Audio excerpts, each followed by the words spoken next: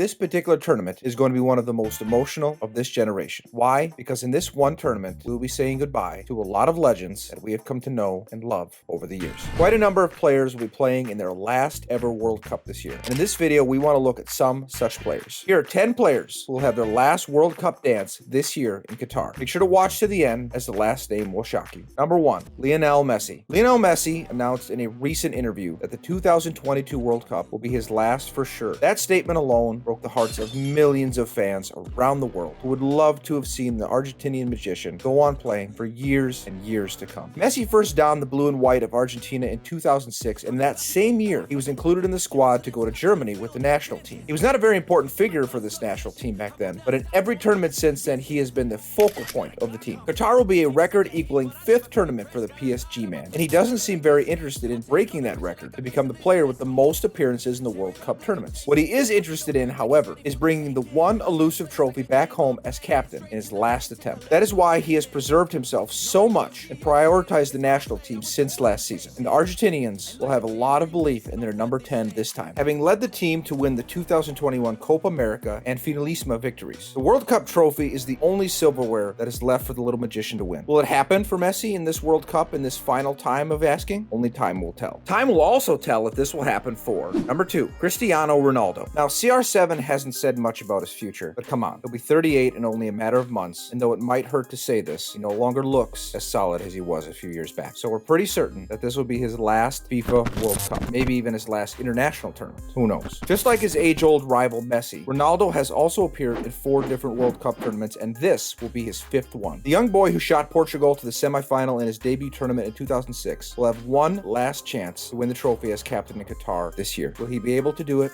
We'll have to see. But here's one guy who nearly did it. Number 3, Luka Modric. Modric is a fantastic player and only one of the best midfielders of this generation. The Ballon d'Or award sitting on his shelf bears witness to that statement. He nearly completed football in 2018 when he led the underdogs of the tournament, Croatia, to their first ever World Cup final. The super talented Frenchman turned out to be too good for them, but captaining Croatia's national team to the final was an overachievement on its own. The 37-year-old has already had a storied career, and regardless of whatever happens in this last ever World Cup tournament, he'll still be regarded as a legend. Another guy who will always be regarded as a legend is number 4, Dani Alves. He is one of the greatest fullbacks ever and the most decorated player in football history. But one thing is missing from all those decorations, though: the FIFA World Cup. Alves has actually had a successful career with Brazil, having won 2 Copa America, 2 FIFA Confederations Cups, and 1 Olympic gold medal. But despite the fact that he has been representing the most successful nation in World Cup history since 2006, he is still yet to win the World Cup. But he has one more chance to make that happen. At 39, he has been included in the final squad that will be representing Brazil in Qatar, and we don't need a prophet to tell us that this will be his last. He missed out on the last tournament in Russia due to injury, but he will be hoping to help his side extend their record as the most successful nation in the competition this time around, and he will be doing that alongside another old-timer. Number 5, Thiago Silva. Thiago Silva is another player who has done it all in football, all except the World Cup, of course. He has won every trophy you can imagine in club football, and for country, he has won the FIFA Confederations Cup and the Copa America. Silva went to the World Cup in 2010, but never came off the bench. But in the next tournament, which happened on home soil, he went in as a captain, and he ended up being one of the team's most important players. So important that in his absence, Brazil conceded a record 7